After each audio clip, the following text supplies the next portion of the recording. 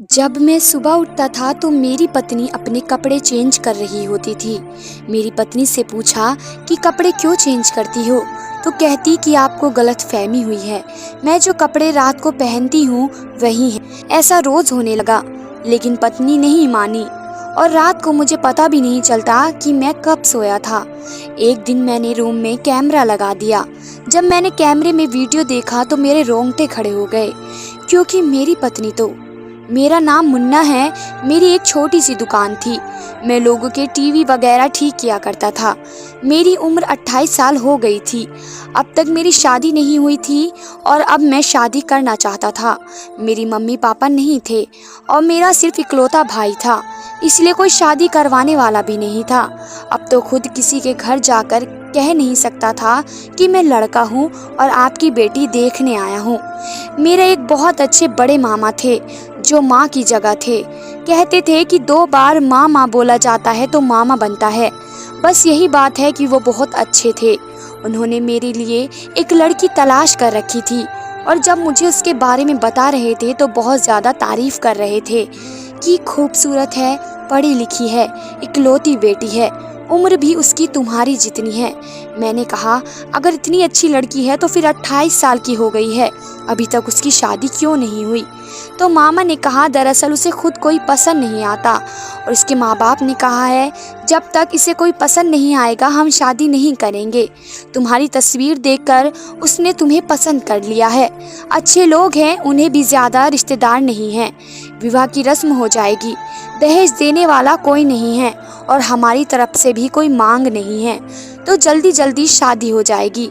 तुम्हारी पत्नी तुम्हारे पास आ जाएगी। ना कोई मंगनी की टेंशन, ना कोई विदाई लेने का मामला है, बस शादी करके साथ ले जाना है। उसका मामला तो मुझे सेट लग रहा था। मैंने भी मामा को कह दिया कि ठीक है, लेकिन मुझे भी तो लड़की दिखाइए। मगर मामा ने कहा उन्होंने लड़की की फ़ोटो नहीं दी। वो कहते हैं कि हम अपनी बच्ची का फ़ोटो किसी को नहीं देते, ना ही किसी को दिखाते हैं। आपने देख ली है, अगर आपको अपने भांजे से शादी करनी है तो ठीक है, ऐसे लड़के को हम अपनी बेटी नहीं दिखाते। बड़े लोग देखने आते हैं, अलग बात है। मैंने मामा से कहा, लड़की ठीक तो है ना? उन्होंने कहा, बिल्कुल ठीक है, फिक्र ही ना करो, तुम भरोसा रखो। इतनी ज़्यादा खूबसूरत लड़की तो मैंने आज तक नहीं देखी। फिर मैंने मामा पर भरोसा कर लिया और तैयार हो गया। मेरी पत्नी का नाम सोनी था। वो बहुत ज़्यादा खूबसूरत थी। मामा ने बिल्कुल ठीक कहा था, इसकी उम्र भी मेरी जितनी ही थी, लेकिन 28 साल की नहीं लगती है, वो 19-20 की लगती थी। किसी को अगर कहते हैं कि 20 साल की है तो फौरन माना जाता है। शायद वो अपना बहुत ख्याल रखती थी। शादी के बाद 2-4 दिन के गुजर गए, लेकिन उसके बाद एक दिन मैंने देखा, रात को मेरी पत्नी ने कोई और कपड़े पहने थे और सुबह कोई और, लेकिन मुझे याद नहीं था उसने कपड़े किस टाइम बदले और क्यों बदले। मैंने कहा, रात वाले कपड़े तुमने क्यों बदले? कहने लगी, रात वाले कपड़े कौन से हैं, दिन वाले कौन से हैं? ये वही तो हैं जो मैंने रात को पहने थे। लेकिन मुझे अच्छी तरह याद था कि उसने रात को लाल रंग के कपड़े पहने थे और अभी नीले रंग के कपड़े में थी। मैंने सोचा कि शायद मुझसे कोई गलती हो गई होगी, लेकिन शुरू में तो पति की पत्नी से नज़र ही नहीं हटती। वो उसकी छोटी छोटी बातें भी नोट कर लेता है। मेरी पत्नी अच्छी थी, अच्छे तरीके से घर संभाल रही थी, मेरे साथ भी अच्छे तरीके से रहती थी। सब कुछ बिल्कुल ठीक जा रहा था, जिंदगी अच्छी थी, लेकिन अब तक वो मुझसे शर्माती थी। एक दिन मैंने उससे कहा, ये देखो मैं तुम्हारे लिए फ्रूट ले आया हूँ, आ जाओ बैठो फ्रूट खाते हैं। उसने कहा कि मैं धो कर लाती हूँ। वो फ्रूट के लिए मेरे पास बैठ गई और मैंने अच्छी सी थी। वो फल को छील कर मेरी तरफ रख रही थी। मैं फिल्म देखने में लगा था। एक हाथ से फल उठाकर खा लेता, लेकिन थोड़ी देर बाद मेरे एक नज़र देखा तो मैं हैरान रह गया कि वो मेरी तरफ छील के रख रही थी और फ्रूट को कूड़ेदान में फेंक रही थी। उसका मुंह भी टीवी की तरफ था। मैंने कहा कि ये क्या कर रही हो? उसने जब देखा तो हैरान रह गई। कहने लगी कि वो मुझे पता ही नहीं चला कि ये कब से कर रही हूँ। फल आपकी तरफ रखना चाहिए तो कूड़े में फेंक रही हूँ, और छिलके कूड़े में फेंकने चाहिए तो वो आपकी तरफ रख रही हूँ। वो इस बात पर हंसने लगी। मैं भी हंस दिया, क्योंकि कभी कभी ऐसा हो जाता है, इंसान का दिमाग भटक जाता है। लेकिन उसके बाद उसने मुझसे कहा, सॉरी, माफ़ कर दीजिए। मैंने कहा, कोई बात नहीं, हो जाता है। कभी कभी हम लोग रात को बैठकर फिल्म देखते हैं। हमारे दिन अच्छे गुजर रहे थे, लेकिन अगली रात जाने क्या हुआ, मुझे इतनी ज़्यादा गहरी नींद आ गई और सुबह आँख खुली तो पत्नी को फिर से कपड़े बदलते हुए देखा था। मैंने अपनी पत्नी से कहा, तुम इतने कपड़े क्यों बदलती हो? तुम्हारे कपड़े रात को और होते हैं और दिन में कोई और होते हैं, जबकि तुम्हारे कपड़े तो गंदे भी नहीं होते हैं। उसने कहा, रात वाले कपड़े ही हैं। उसको पता नहीं क्यों शक होता रहता है। मैंने रात को यही कपड़े पहने थे, लेकिन मुझे अच्छी तरह याद था कि उसने रात को कोई और कपड़े पहने हुए थे, लेकिन उसने कब कपड़े बदले और क्यों बदले ये तो मुझे याद ही नहीं था। मुझे ये भी नहीं याद था कि मैं किस टाइम सोया, मैंने उससे क्या बात की थी। मुझे तो ये भी याद नहीं था कि मेरे कमरे में किस वक्त आया, कब बेड पे लेट गया, और दिन इसी तरह गुजरने लगे। मेरी पत्नी मेरे सामने खाना रख रही थी तो मैंने उसके हाथ गौर से देखा, जहाँ पर एक बहुत बड़ा जख्म लगा हुआ था। मैंने कहा, ये क्या हुआ है? तुमने मुझे क्यों नहीं बताया? इतना बड़ा चोट लगा है, चोट को देखकर लगता है कि एक दिन का पुराना है। उसने कहा कि छुरी लग गई थी। मैंने जल्दी से उसके ऊपर दवाई लगाकर पट्टी बांधी। अगर 2 दिन का पुराना घाव इतना गहरा था तो जिस दिन लगा था उस दिन मेरी पत्नी को दर्द नहीं हुआ था? क्या वो मुझे बता नहीं सकती थी कि इतना ज़्यादा चोट लग गया है? मैं उसे डॉक्टर के पास ले जाता। और हैरान तो मैं इस बात पर था कि जब इंसान सब्जी काटता है तो छुरी उसकी उंगली पर लगती है या हाथ पर, लेकिन ये कैसे उसके बाजू पर लग गई थी, वो भी इतनी गहरी थी। मैंने उसको पट्टी कर दी और उसे शाम को डॉक्टर के पास ले गया। डॉक्टर ने कहा कि ऐसे जख्म नहीं भरेगा, एंटीबायोटिक्स खाना पड़ेगा और 1 हफ्ते के लिए पट्टी भी करनी पड़ेगी। वापसी पर मैंने पत्नी को समझाया कि क्या मुझे गैर समझती हो, मुझे बता नहीं सकती थी? तो कहने लगी, मुझे लगा आप गुस्सा करेंगे। मैंने कहा, क्या मैं पागल हूँ कि तुम्हें चोट लगी हो और मैं गुस्सा करूँ? उसने कहा कि मेरे घर वाले ऐसा ही करते थे। अचानक से उसकी जुबान रुक गई। मतलब जब मुझे कोई चोट लग जाती थी तो मुझे बहुत गुस्सा होते थे। कहते थे, देखकर काम नहीं कर सकती, देखकर नहीं चल सकती, ध्यान कहाँ रहता है तुम्हारा? तुम्हारे हाथों में छेद तो नहीं है? मुझे इस बात पर हंसी आ गई। मैंने कहा, माँ बाप ऐसे ही होते हैं, बच्चों को डांट देते हैं लेकिन असल में बहुत प्यार करते हैं। लेकिन अगर तुम्हें कोई तकलीफ हो तो मुझे बताना। मेरी पत्नी की ऐसी कोई हरकत नहीं थी जिसकी वजह से मुझे उस पर गुस्सा आता या मैं बिना वजह उससे कोई बात सुनाता। सारी ज़िंदगी तो मैं अकेला ही रहा, अब तो मुझे एक रिश्ता मिला था, एक ऐसा इंसान जो मेरे घर में रहती है, मेरे काम करती है, मेरे साथ अच्छे से रहती थी। तो फिर मैं उसके साथ क्यों बुरे तरीके से पेश आता? लेकिन रात होते ही मुझे इतनी गहरी नींद आने लगती कि मैं जो करना चाहता वो भी नहीं कर पाता था। अपनी पत्नी के साथ बैठकर कुछ देर बातें कर लेता, इंसान उस लम्हे को अच्छा गुजार लेता है जब पत्नी को देख लेता है कि कितनी प्यारी है मेरी पत्नी।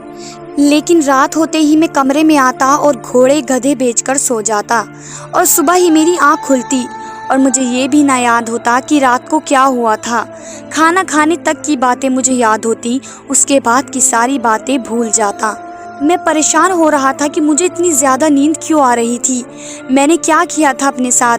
मैंने तो ऐसा कुछ भी नहीं खाया था जिसकी वजह से मुझे बहुत ज़्यादा सुस्त हो जाऊं मैं। मुझे लगा डॉक्टर के पास जाना चाहिए, लेकिन मेरा काम ऐसा था कि दुकानदारी थी, इसलिए दुकान छोड़कर नहीं जा सकता था।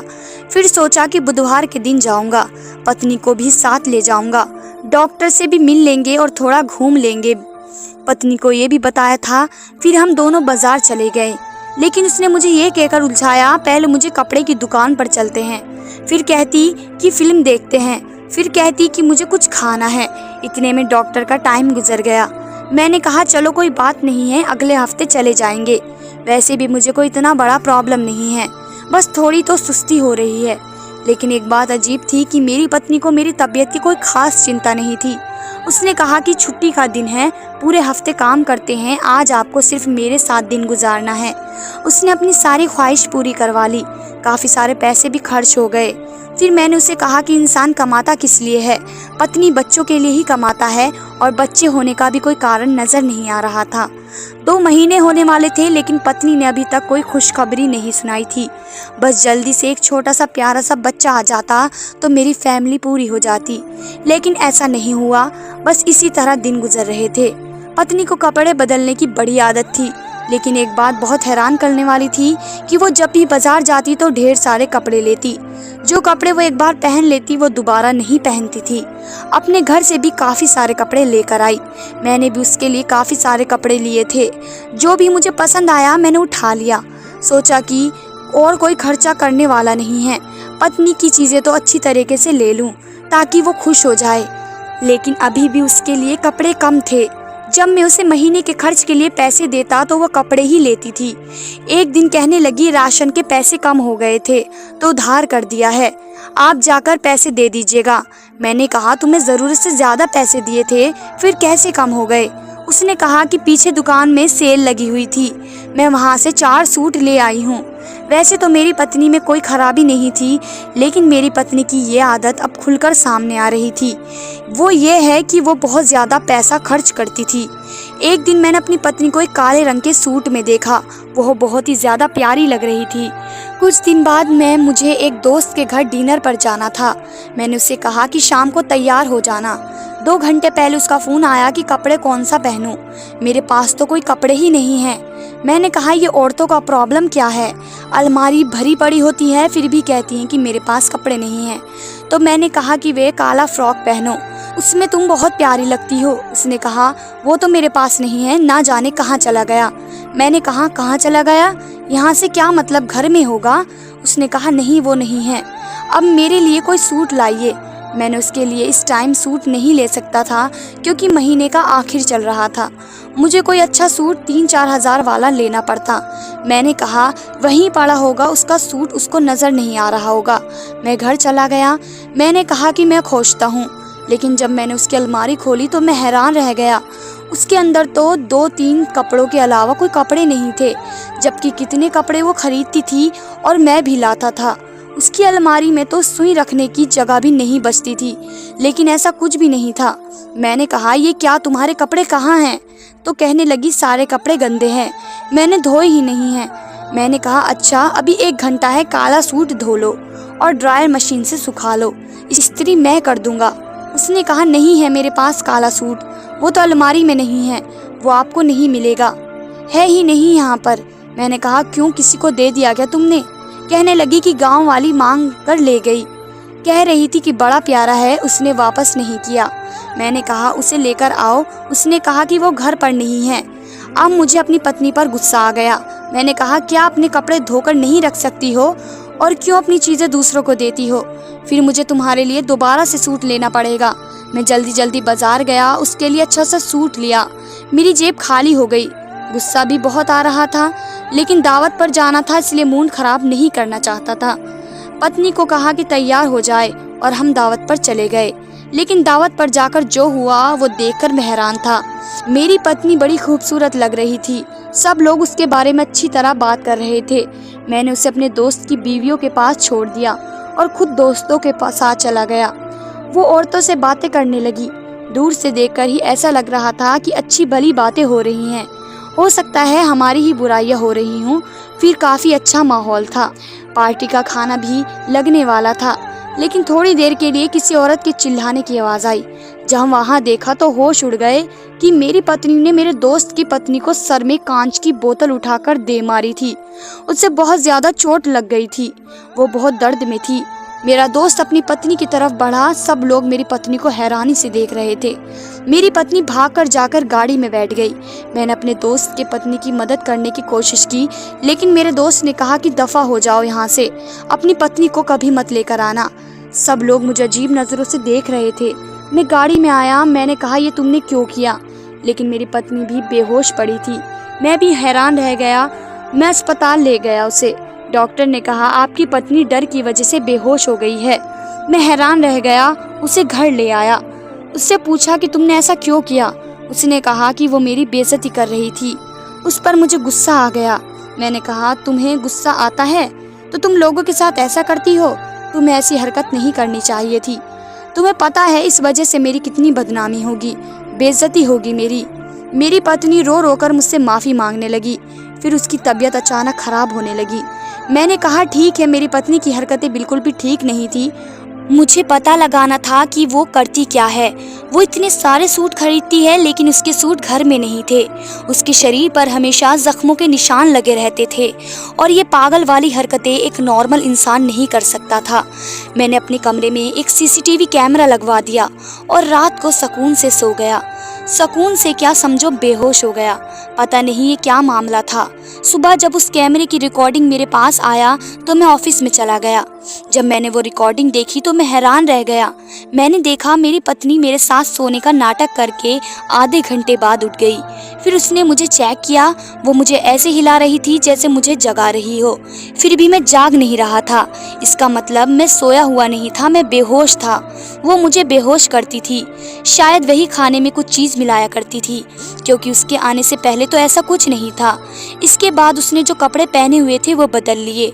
जो कपड़े पहने थे उसको कैंची के साथ काटने लगी। उनको काट काट कर उनको इतना बुरा कर दिया कि दोबारा कोई उसे सही करके भी नहीं पहन सकता। फिर उसने उनको एक थैले में डाल दिया।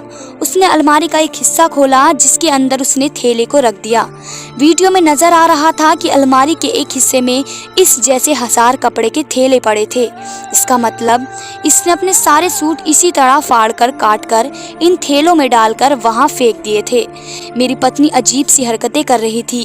कभी इधर उधर जाती, कभी आईने में खुद को देखती, कभी हंसती और फिर आकर सो गई। ये नज़ारा देखकर तो मेरी रूह कांपने लगी। मैं बहुत ज़्यादा परेशान हो गया, लेकिन मैं समझ गया था कि मेरी पत्नी नॉर्मल नहीं है।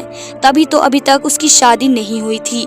जो जख्म मैंने उसके जिस्म पर देखे वो अपने आप को खुद लगाती थी।